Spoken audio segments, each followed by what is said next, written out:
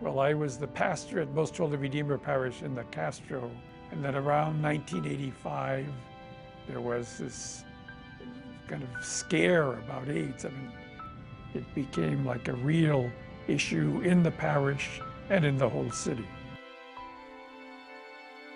It was an atmosphere of confusion, of very negative feelings toward gay people, and of dismay, and so many people were dying.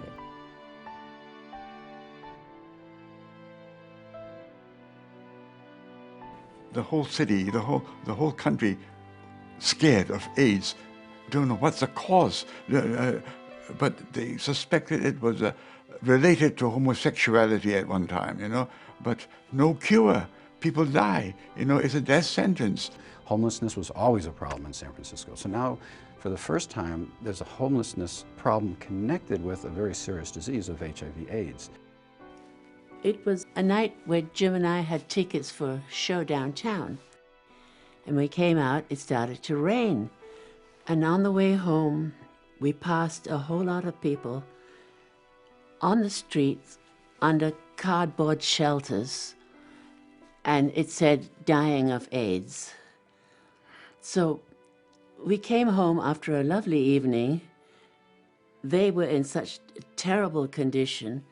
All I had was 2 raindrops on my hair as I came up the steps. And to me, it was the contrast of my life and their life. And I thought, this cannot be. Silvas are just a wonderful, caring couple who gave of themselves, much in the way of the gospel story of the Good Samaritan. Someone who came upon an individual who needed help and gave of themselves because they could, and made an incredible difference. And in the process, saved lives and impacted the community in ways that we're still realizing. I knew I couldn't solve the problem totally by myself, but I could do a certain amount, and that is what motivated me. I asked Kristine, who was in the Archdiocesan Council of Catholic Women, to bring the Catholic women of the Archdiocese to interest themselves in responding to this very serious need. I met with a little difficulty with the older members of these mothers' clubs, and the grandmothers also, that, you know, we don't deal with these things. We don't know what's going on, you know, on the streets. But I said, well, there's this man dying on the street, and you don't want to look at him. Look on the face of his mother. And what do you think? Because any one of these people dying in the streets could be your son. And that just shocked some of them, you know, and into reality. Their response to their great success was gratitude.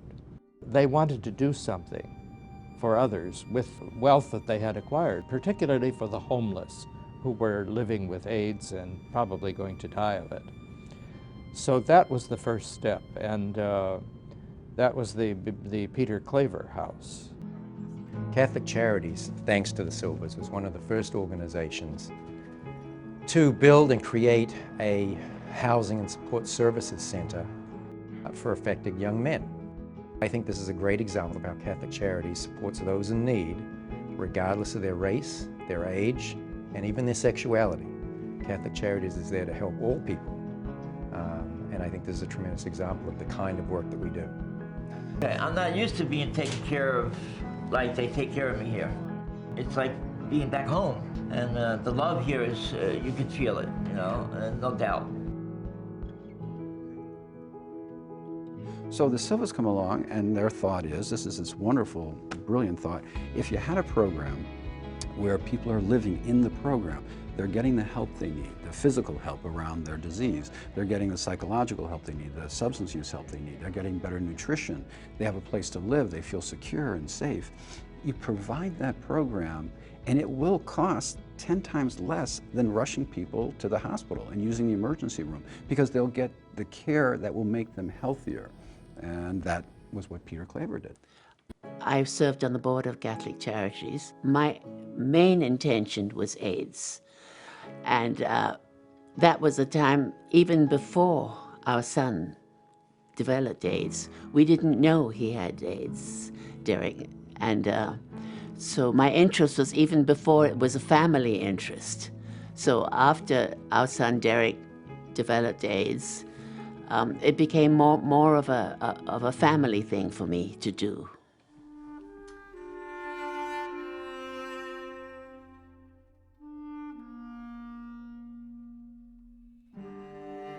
After our son Derek died, I said, I don't want to get involved in any more of this. Bob Nelson I was dealing with at that time. And he says, okay, I'll give you 1 month off and you come back and see me. And I realized I didn't need that. You know, I was already involved. It was part of my life. It just came as a total surprise to me, you know, and it was a fait accompli. They had already decided to name it for Derek, and I thought, well, that's very nice. Derek would be pleased. This is Albert Louis and his mother. Jim Silva, how do you do? He used to be a long-time resident, and then moved out, what, about 2 years ago?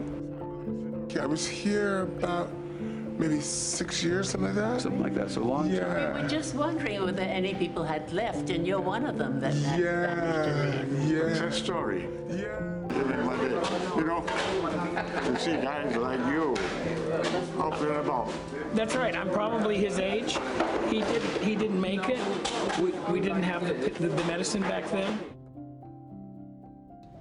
Over time, as we have been able to improve the health of HIV-positive individuals, where it is no longer a death sentence. So today, the work of Catholic Charities has evolved toward providing housing to people who also happen to be HIV positive.